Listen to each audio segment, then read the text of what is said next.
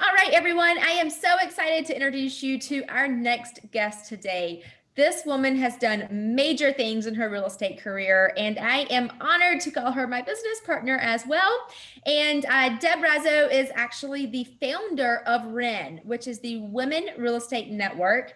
And it's a phenomenal group. Deb, I think you have about 7,000 members in this group, which is just an amazing number of women who are in real estate, and they're doing big things in real estate. And so, yeah, I'm just happy to have you on today. And you're doing a lot of other stuff too with rentals and short-term rentals and flipping and like amazingness. So welcome. Thanks for joining us.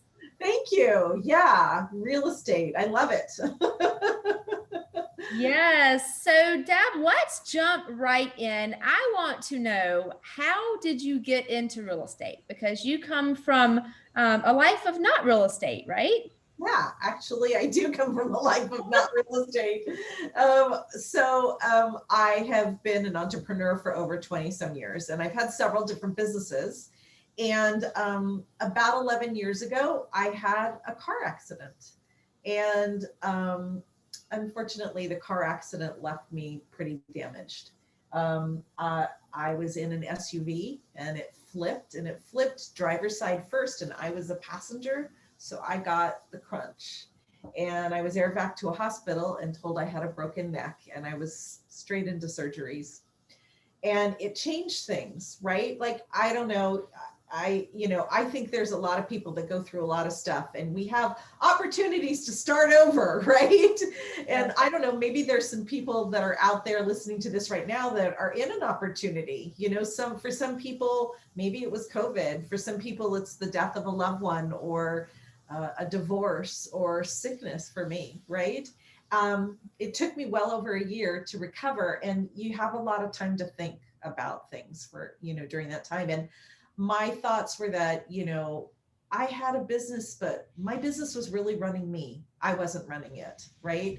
I felt like I was on call all the time, and I didn't want to live my life that way. I didn't have a bad life, don't get me wrong, but I didn't have the flexibility in my life. I wanted to travel the world. I wanted to spend more time with my kids. I wanted to travel the world with my kids, right? I was like, wait a second, you have these moments in your life where you're like, I need to change something. I need to change something, and I want to do it now. And I literally got online and started Googling passive income. I was like, okay, how do I get passive income? Because I think that's what I need. I hear the words. I had read the little purple book, right? Rich Dad, Poor Dad. Who hasn't read that? Yes. And I was like, how do I get it? And, actually a lot of things came up, intellectual property, royalties, real estate kept popping up. And I was like, maybe I should get some real estate. And that was actually the beginning of my journey. And that was about 11 years ago. And I didn't have a lot of capital. So I started flipping because I needed money, right? I borrowed some money from my brother. I did flip my first home. I started making money, and I was working still, right? Working for a living, working flipping. But I was making some big fat checks. And then I started reinvesting that into buy and holds. And, first a single family outside. I'm in Los Angeles. Yay, LA. I'm in Los Angeles, so I can't make cash flow in Los Angeles. So I started reinvesting in Memphis, Tennessee. And single family homes. I did one, and I was like, okay, that's not so bad. I can do this, and I did another one. And then, my toolbox just grew. And then I got several single families, and then I went on to multifamilies. And I have multifamilies in Tucson, Arizona. And I just finished my first developments this year. So it's a journey, right? It's like you start and you get some tools, and I got my license as an agent along the way, right? Because I was like, I'm leaving money on the table. I'm going to scoop all that up too. And, it's been like an incredible journey, but it's been an interesting one in the sense of getting to my goals, right? Which is like, I want financial freedom, right? I want that lifestyle. I want to be able to do what I want when I want. And granted, I've made some progress there. I'm not all the way there yet, but it's really neat to see that grow like that. So yeah, that's how I got into real estate. It's been kind of a crazy journey. Oh, and along the way, um, about 4.5 years ago, I was like, where are all the women investors, right? You meet a lot of women agents, but you don't meet a lot of women investors. And I needed my girls around me. We do business differently. We're sharing resources. We're good at helping each other. And so I started the Women's Real Estate Network, and we're a network of women investors, all kinds of different investors. We have a couple women that own 16 storage units across the US, and, some women that are lenders. It's just a great network to be around, so that you can learn and get and foster resources, and it's fun. At least it is for me. It So, is fun. yeah. Yeah, I mean, I've been to a few of your events, live in person, pre-COVID, and then after COVID online, and it's amazing. They're amazing events, and the women, I think when you're involved with the community of women, we tend to share and want to help each other a little bit more. We do. You're like, I have a foundation issue. I'm like, I've got a foundation guy. Or, I have I have a tenant. Oh, I have an attorney that can help you, or whatever. Like, we give that, right? We're like, all right, help out. And it's that kind of community. So yeah, it's been really fun, and it's been really fun to foster those relationships, and help other women and have them help me, right? That's what it's all about. So yeah, it's been really good. Yeah, yeah, it sure is. And it's just amazing to me. Like, it's story after story after story where something terrible happened to you. And look at what came out of that terrible situation. Yeah. So that's amazing. And that's very inspirational. And we hear that again and again and again. It's like, okay, whatever is the worst thing in the world that has ever happened to you, like, really look at it and take a deep dive into it. And earlier today, we heard from Janet, talking about all the negative thoughts that we have. And it's a matter of sitting back and thinking, like, why did this happen? And what good came out of this? And I mean, you're a perfect example. You've got it spot on. And one of the things I didn't mention, which I'll mention right now, is that changing my life from, I was really transactional. I had created my own job, right, in my businesses, to changing into being an investor was something I didn't know how to do. And I knew it was going to take a lot of mindset. And that's actually when I started attending Tony Robbins events. I now work for him. I'm a trainer for him. He used to fly me out to the events, but now I'm here helping on virtual events, and I help people make those transitions. And what you realize is that there's a lot of uncomfortable in trying something new. And I think that's part of the reason too, with the Women's Real Estate Network. I wanted to see other women that were making it. I wanted to see people who I identified with making it. And I wanted to surround myself, peer group, right? I wanted to surround myself with those other women, while I was still also changing my mindset about what was my possibilities, right? Mhm. And I think you're right. Like, people go through things, and it's a philosophy of Tony's. Like, it's the story we tell ourselves afterwards. Was this, did this car accident happen to me, or did it happen for me? And if it happened for me, what was the lesson? The lesson was, wake up, Deborah. This life is once in a lifetime. Like, make the most of it and have some fun while you're doing it, because you just never know. Like, let's go all out. And that's what the story means to me. And I think we all have those opportunities in our lives to create what a story is. And so, yeah, I think that's really important, in being mindful about the story that you're creating in your head around things. Absolutely.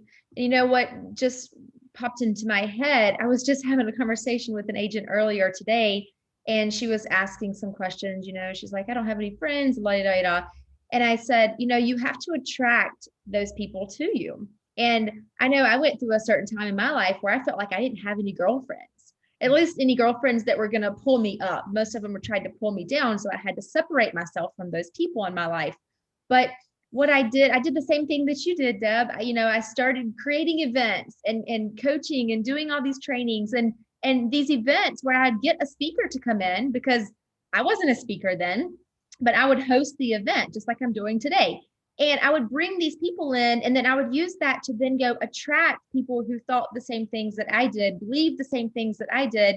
And now, I mean, it's happened for you as well. I know it has. Like, we have this amazing group of people that we've all surrounded ourselves with. And I can't even count how many best friends I have at this point, but just because we've attracted them to us, right?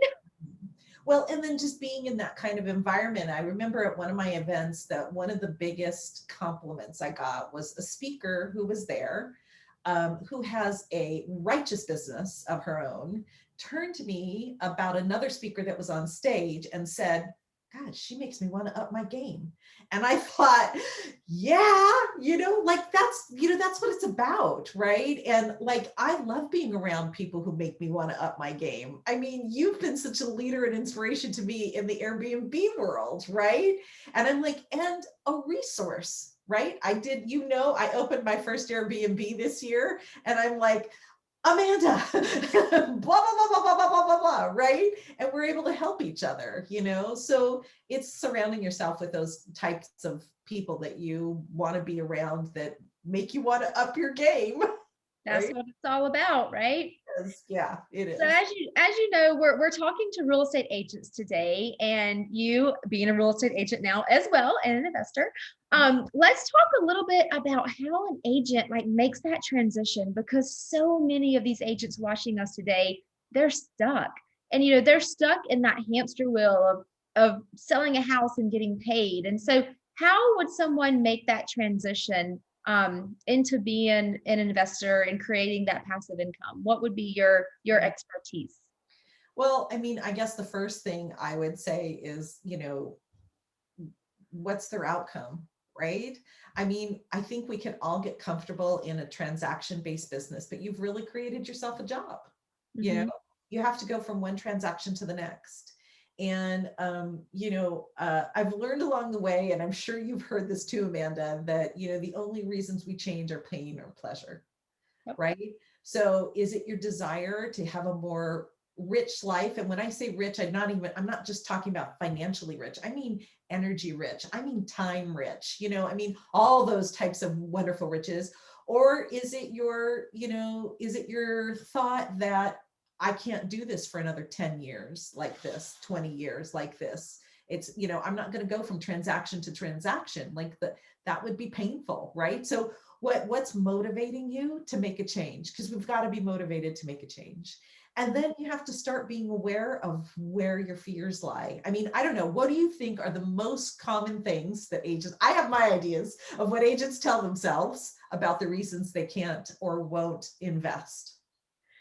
I think the number one thing is time, because a lot of them are so busy helping their clients, right? They're helping their clients build their wealth and their legacies and their empires, but yet they don't have the time to build their own. And then some agents are like, well, I don't have the money. They're thinking that they have to use all of their own money, which is completely wrong. And we always preach other people's properties, other people's money. That's how you build. So I think those are probably the two biggest things that come to mind. Those are totally what I was going to say, right? So, and I think the thing is that you've got to start thinking about this in terms of how do I overcome that, right? If it's your time, first of all, it's really interesting because agents are on the forefront of the field, right? They're the ones always on the MLS, always looking for those houses. And if they see something that already they know is a good deal, because why? Because they're specialists in their market, by the way, right? I mean, they know how to comp things. They know what something is worth when they see it. And so it's actually just incorporating into the whatever daily routine that they're already doing, to take it another step further. If there is a property that they think is a potential investment property, then what do they do with it? And it's having that next step, right? So mitigating some of their experience. Take on a partner. Take on a partner that wants to do what you want to do, and learn how to do it from them so that you know how to do it. right? One of the fastest ways to learn to be an investor is to partner with other people who are investors, because they're going to teach you the ropes. They're going to teach you their way of looking at things. Yeah, I see that there's a margin for profit here. If we did this, this, and this, and tweak the numbers this way, we could make a profit on this. Why not partner with them? Why not learn from them, right? And the other thing is money, and I think that it's interesting that, people let money stop them. Money mindset is something, I could go on for days on. There's a ton of money out there. There's a lot of money that people are willing to lend you for, really good deals, but you've got to change what's up here first. You've got to have the mindset of opportunity and abundance, right? And once again, partnership. This is something that I look at and I think agents have had to train in fortifying their relationships, right? That's one of their biggest assets, right? Because you can forge relationships with, other investors, more experienced investors. You can forge relationships with money partners. I mean, you guys are trained in that. Use that training. Well, you just hit on a huge nugget, because the majority of real estate agents, they do see that great deal and then they call their investor. They don't even think like, how can I make this happen? I have an example. So I had a deal come across me a couple of weeks ago, and I knew it was a great deal. I knew that if we actually, went in and created two more bedrooms and a bathroom in the attic and completely finished that off, then we'd be able to make some great money. Well, I'm living in Cabo San Lucas right now, and this house was back in North Carolina. And so what did I do? I said, how can I make this deal work? So I partnered up with an investor. We did a subject to deal, which is pretty much leaving the existing mortgage in place. I paid the seller $5,000 to move out, and then she's going to get paid off whenever we completely flip the property. But the cool thing about this is I literally have $5,000 in this deal, and I'm not managing the project. The investor is managing the entire project. I don't have to be involved at all. And it's a matter of like looking at something and thinking, how can I make this work? Let's get creative. Absolutely. And if you are working with investors and you see a deal for them, instead of calling them and saying, I have a deal for you, just calling them and saying, can we make this work together? Is there a way we could do this together? And finding out from them if they're open to something like that, and if you're not hanging out with investors, why aren't you? Go hang out with investors, learn their language, learn the way they run numbers, right? Learn about the side of things that you don't already know about, and but know that you have so many assets already. You know how to comp, you know how to find deals, you know how to build relationships, really hone in and know that you have those assets. And that's something really valuable to offer somebody else as a partner. I mean, look, you looked at this opportunity in a different way. You secured the deal. You did it in a way that was hardly any money. I mean, that is a really great thing to bring to somebody else. I'd be happy to be in a, situation like that as an investor or as an agent, right? Yeah, exactly. And you can learn this stuff, I mean, there's bigger pockets, there's the local real estate investment clubs, there's larger real estate investment clubs, there's communities like Deb runs. And there's also people out there that you can hire as your mentor. There's courses, there's things like that. Or just, hey, partner up with someone like Deb's saying and have a mentor in your local area. Just say, hey, can I shadow you? Can I work for free? Can I help you for free? They're going to say yes. Because those people, who are investing and running around, like they would love to have an apprentice or someone who's able to help them. So who's just able to run comps for them, right? You already know how to do that. Like it's not a lot of skin off your back, and you might learn a ton from somebody else. It's good. Yeah. I think that stops agents a lot. And, and once again, but we have to go back to what's going to make you change. What is that vision of your life that you have? And, what are you going to do? I mean, we're coming up on a new year now.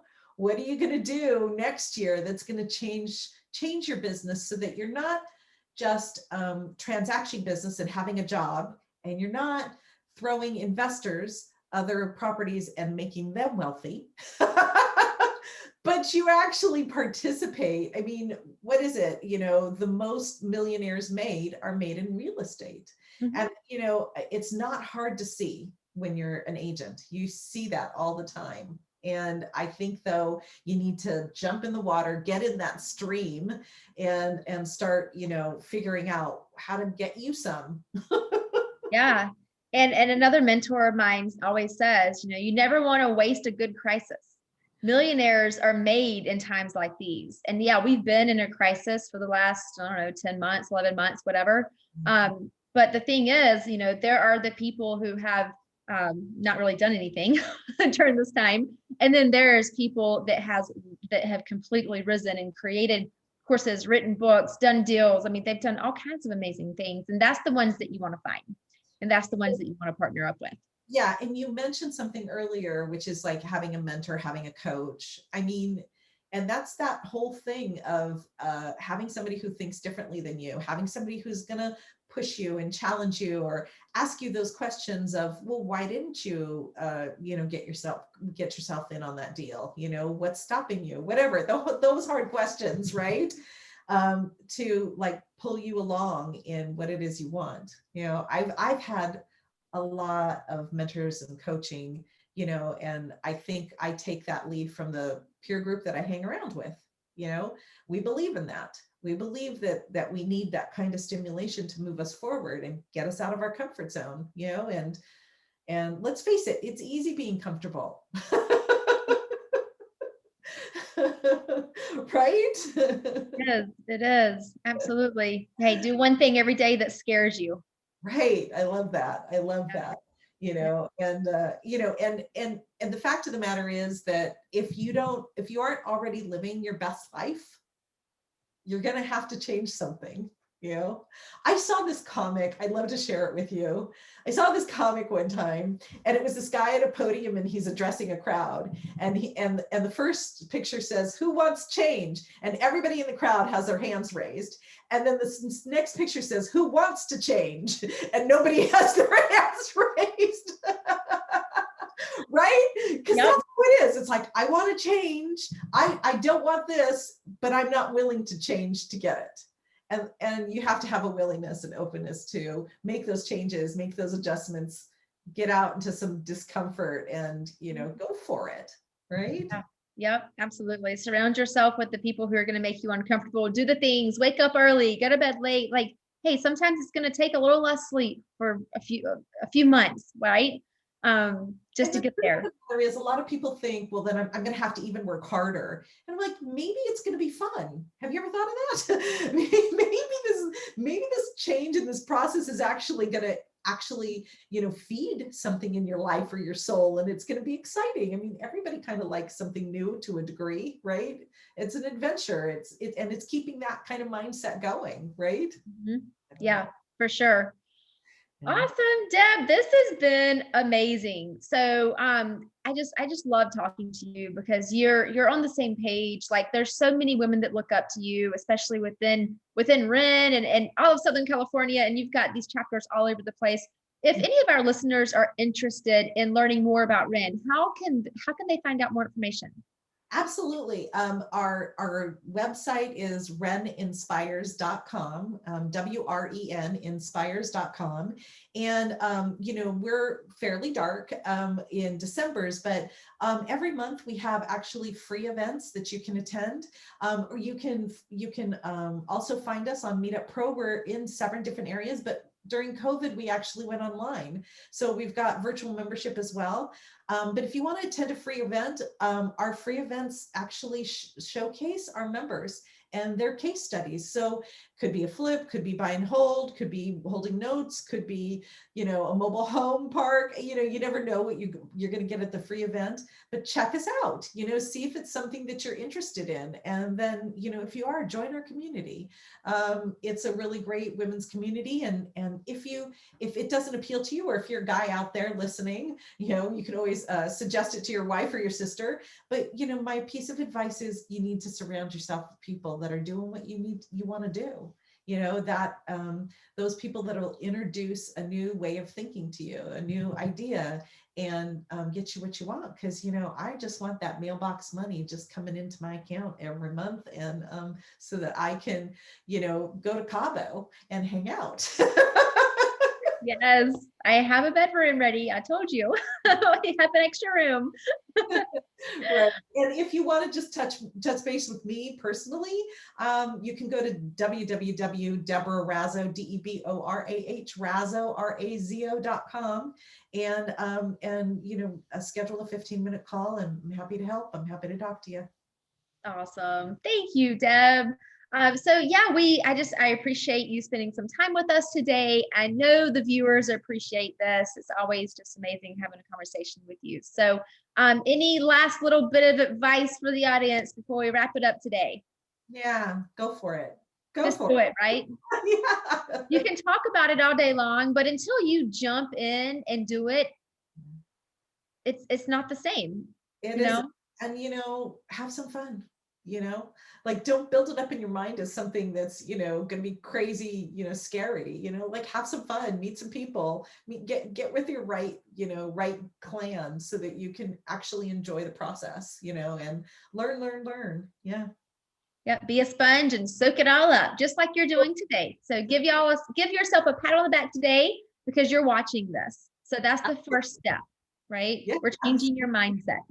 Yeah, for sure. Thank you so much, Amanda, for having me. I really appreciate it. Thank you. All right, let's move on to our next speaker.